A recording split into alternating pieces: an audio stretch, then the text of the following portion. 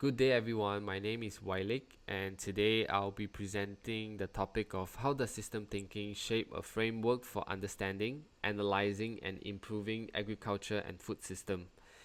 My video are intended for palm oil policymakers in Indonesia and Malaysia, with the coverage from subnational to transnational level.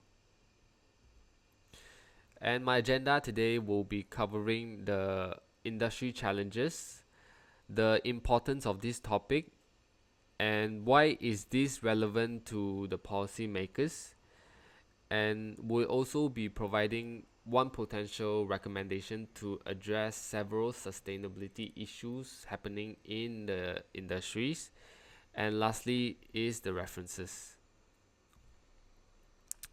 So let's talk about what are the challenges in the industry today.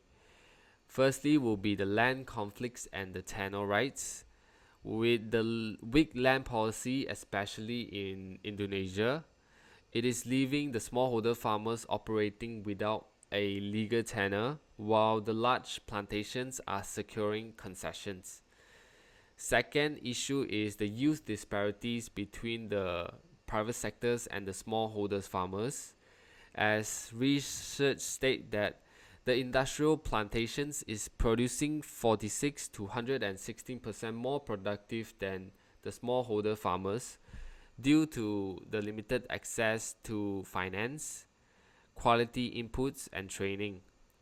And thirdly is the smallholders is struggling to obtain the palm oil certifications, as the industrial plantations is increasing their adoptions in self-regulations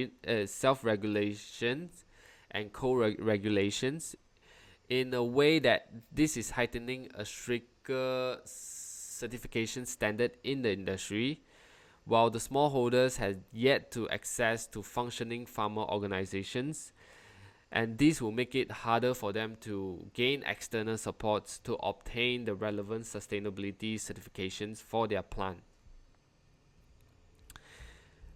And moving on to the importance of this topic, which is the importance of systemic thinking. As we discuss the issues in the industry, with the exclusions of the smallholders in the palm oil industry stems the ongoing governance challenges. The lack of policy supports to smallholders not only making it hard for them to access the market informations and securing contractual arrangements, it is also making it difficult for them to adapt to the food safety standards. And how do we conceptualize these governance challenges that they are facing today? This is where the system thinking comes in, providing us a conceptual guidance on methodologies for analyzing the governance issues, introducing the safe and just space for humanity to drive in. This framework emphasizes on centralized closed systems that pursue sustainable developments while safeguarding human rights and environmental sustainabilities. And given the challenges that we have discussed just now, it is evident that the smallholders are not operating within the safe and just space in the industry. They are disproportionately affected by multiple social foundations dimensions, such as food security, income, educations, social equity, voice, and resilience. Moving on to the relevance. Why is this relevant to the policymakers? In essence, Indonesia and Malaysia are the largest exporter of crude palm oil. Collectively, they account for 89% of the global market share. Especially in Indonesia, as the largest palm oil producer, the smallholder manages about 41% of the total plantation area and contributing about 36% of the productions. They either operate under a contract with public or private companies or independently without external supports. And if this trend persists, the smallholder are expected to expand in the near future according to BPS. And even though these trends can contribute to the poverty reductions and rural developments, it also contribute to several impact to the smallholders in the long-term expansions of the palm oil. As firstly, with the growing focus as a non-food cash crops, it requires a significant capital requirements, and this will increase the smallholder vulnerability and income inequality. And secondly, cash crop like palm oil tree has identified as the cause of reductions in agricultural diversity, where the farmers only focuses on growing one single crop instead of variety of food crops, and this will lead to the farmers dependence on the market for nutrition instead of producing their own. And consequently, when the market exposure to volatility, the cash crop prices will fluctuate in the global markets, and this will make the farmers more vulnerable to the sudden drops in income. And moving on to the recommendations. By taking all factors into account, a systematic analysis is essential to uncover these underlying challenges from multiple perspectives. Therefore, I would recommend developing and evolving transnational governance regimes for the palm oil supply. And this framework should integrate the policies, regulations shaped by the state and non-state actors spanning from local to global levels, and it must address the environmental, social, and economic concerns holistically.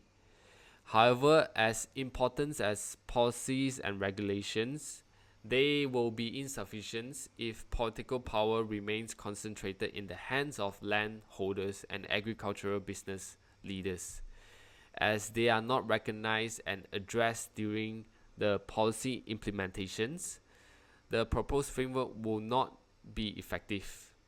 So this is a transformational change that takes time, that requires institutional adaptations to technical challenges while also remaining a consistent political realities.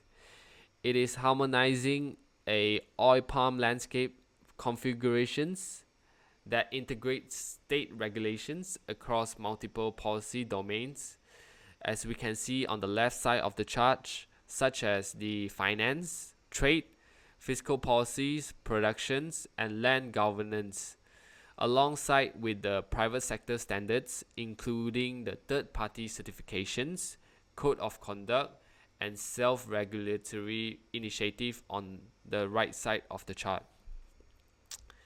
And state policy will responsible be shaping the palm oil development, as widely seen in the finance sector today. The governments are pushing international financial institutions to follow the ESG criteria, holding them accountable for their clients' environmental and social practices, reinforcing the risk mitigation strategy, and also helping their clients to advance the explicit ESG integrations. Meanwhile, the major corporation groups are also enhancing their traceability systems to monitor their supply chain performance and uphold to the zero deforestation policies. At the same time, they are expanding their business model to support certain smallholders by addressing capacity and legality constraint, by providing the services to help smallholders improve productivities, ensure regulatory compliance, and this will provide a fair access to global palm oil markets on a equitable term. As we can see, such corporations are also playing a pivotal role in promoting sustainable industry growth and smallholder inclusions. With all of that, this has come to an end for my presentations. I thank you for your time and attentions. And this will be the references. Thank you.